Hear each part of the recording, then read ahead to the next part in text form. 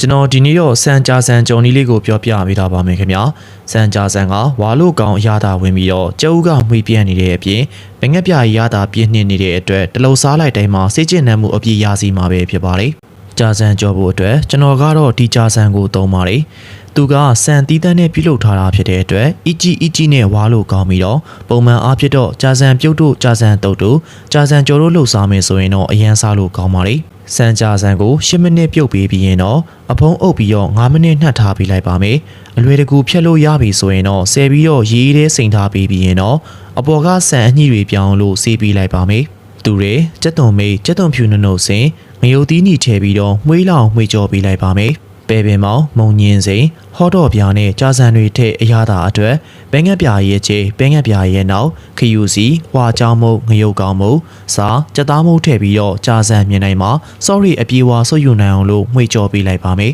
ကြာစံကဝါလို့ကောင်းပြီးတော့ကြက်ဥတို့မုံညင်းစိန်တို့နဲ့တွဲဖက်ပေးထားတာဖြစ်လို့အိမ်ချက်အရသာလေးရပြီးတော့တလုံစားလိုက်တာနဲ့အဆက်မပြတ်စားခြင်းဖြစ်နေမှာပါကျွန်တော်ဒီနေ့တော့ဥထုံခောက်ဆွဲကြုံလေးကိုပြောပြပေးသွားပါမယ်ခောက်ဆွဲကတွန်းအီလေးနဲ့နူးညံ့ပြီးတော့ဂေါ်ဘီကကျွတ်ဆက်နေတဲ့အပြင်ကျက်ဦးကမှွေပြန့်နေလို့တလုံစားလိုက်တာနဲ့ပြည့်စုံမှုကိုခံစားရစေမှာပဲဖြစ်ပါတယ်အရင်ဆုံးကျက်ဦးနှလုံးကိုခလောက်ပေးထားလိုက်ပါမယ်ရေစူလာရင်တော့ဥထုံခောက်ဆွဲကိုထည့်ပြုတ်ပြီးတဲ့နောက်မှာဆယ်ပြီးတော့ရေတစ်ထက်စိန်ထားပေးလိုက်မယ်ဆိုရင်တော့ပူဝါလို့ကောင်းပါတယ်အိုးရဲစီပြန်ပြီးရင်တော့စီပူရင်ကျက်ဦးရည်တွေကိုလောင်းထည့်လိုက်ပါမယ်အသားကျချက်ပြီးဆိုရင်တော့မှွေကြော်လိုက်ပြီးတော့အဲဒီနောက်မှာတော့အတင်သုံးဖို့ခတ်ထားလိုက်ပါမယ်။အိုးတွေကိုကြက်သွန်နီတွေကိုထည့်ပြီးတော့မှွေးနေအောင်ကြော်ပေးလိုက်ပါမယ်။သူတွေဂေါ်ဖီမြင့်နဲ့မော်လာဦးနီမြင့်ထည့်ပြီးတော့နွမ်းအောင်ကြော်ပြီးတဲ့နောက်မှာကြက်ဦးနဲ့ဥထုံခောက်ဆွဲတွေထည့်ရတာအတွက်ဘဲငက်ပြားရဲ့ကျဲဘဲငက်ပြားရဲ့နောက်ခယူးစီထည့်ပြီးတော့တမအောင်လို့မှွေကြော်ပေးလိုက်ပါမယ်။ခောက်ဆွဲကဝါလို့ကောင်းပြီးတော့ဂေါ်ဖီကကျွတ်ဆက်နေတဲ့အပြင်ကြက်ဦးကမှွေပြန့်နေလို့တလုံစားလိုက်တာနဲ့ပြည့်စုံမှုကိုခံစားရစီမှာပဲဖြစ်ပါလေ။နောက်ဆုံးအနေနဲ့နှမ်းနဲ့ကြက်သွန်မေးဖြူပေးလိုက်ရင်တော့ရပါပြီကျွန်တော်ဒီနေ့တော့ကြာစံကော်ဖီကြော်ကြော်နီးလေးကိုပြောပြပေးသွားပါမယ်ခင်ဗျာကော်ဖီကကျွတ်ဆက်ဆက်ကလေးနဲ့ဂရင်းပွင့်စေတဲ့အပြင်ကြာစံကတွန်းအီလေးနဲ့ဝါလို့ကောင်းပြီးတော့မှွေပြန့်ရတာရှိလို့တလုတ်ပြီးတလုတ်စားခြင်းဖြစ်နေမှာပဲဖြစ်ပါလေကော်ဖီကိုထက်ချမ်းပြီးရင်တော့အမြင်လေးတွေရအောင်လို့ထက်လီပေးလိုက်ပါမယ်ကြာစံကိုရင်တွင်းနဲ့ပြော့သွားအောင်စိမ်ပြီးရင်တော့ရေစစ်ပြီးတော့စီနဲ့ပဲငက်ပြားကြီးထဲမွေပေးလိုက်မယ်ဆိုရင်တော့ထွေးကြီးမဖြစ်တော့ပါဘူး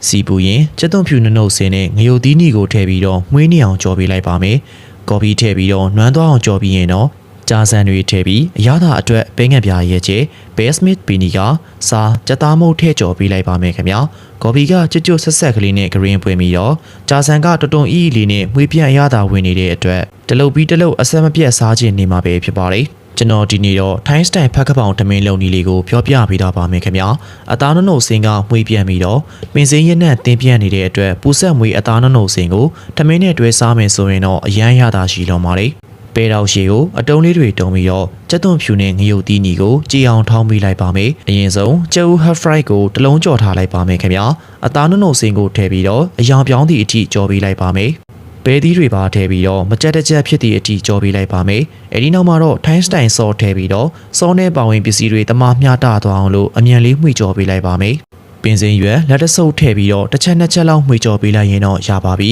။အချိန်9မိနစ်ပေးုံနဲ့တင်အိမ်မှာထိုင်းစတိုင်ဖက်ကပောင်တမင်ကိုပြုလုပ်လို့ရပြီးတော့အသားနှုတ်စင်ကမှွေပြန့်ပြီးတော့ပူဆက်မှွေပြန့်နေလို့တကယ်ကိုမှအရန်စားလို့ကောင်းပါလေ။သူ့ထမင်းမော်တင်ပြီးတော့ကျဦးဟက်ဖရိုက်တစ်လုံးမှထပ်တင်ပေးလိုက်မယ်ဆိုရင်တော့ပူဆက်မှွေပြန်ပြီးတော့ဂရင်းပွင့်စီတဲ့အသားစင်ကောဖက်ကပောင်ထမင်းလေးကိုရပါပြီဒီနေ့တော့စောင်းဦးနဲ့ဆောင်းရသည်မှာတောက်ကိုတောက်တင်တဲ့တောင်ပူစာဦးနရိုးစပြုတ်လုံနီလေးကိုပြောပြပြီးတော့ပါမယ်ခင်ဗျာဟင်းရီကလက်ဆက်ပြီးတော့ပူနွေးနေတဲ့အပြင်တောင်ပူစာဦးကအီလေးဖြစ်တဲ့အတွက်တငုံတောက်လိုက်တာနဲ့ရင်ထဲအထိနှွေးသွားစေမှာပဲဖြစ်ပါလေတောင်ပူစာဦးလက်လက်ဆက်ဆက်ကိုတန်းစီအောင်ဆေးပြီးတော့အပြားထုလေးတွေလှီးပေးထားလိုက်ပါမယ်ဝက်နံယိုကိုရီမစုခင်ဦးရဲထက်ချင်းပြကြက်သွန်မိတ်ဟင်းချက်ရက်ထည့်ပြီးတော့စူလာတဲ့အထိအဖုံအုပ်တည်ပေးလိုက်ပါမယ်စူလာပြီဆိုရင်တော့အမြုပ်တွေကိုခတ်ထုတ်ပြီးတော့ဝက်နံယိုတွေကိုလည်းဆဲပြီးတော့တန်းစီအောင်စီထားပေးလိုက်ပါမယ်အဲဒီနောက်မှာတော့ကြွေဦးရဲထည့်ပြီးတော့နံယိုတွေမြုပ်အောင်ရင်တွေထည့်ပေးလိုက်ပါမယ်သူတွေချင်းပြတရုတ်စီတီနီထည့်ပြီးတော့15မိနစ်တည်ထားပြီးပြီဆိုရင်တော့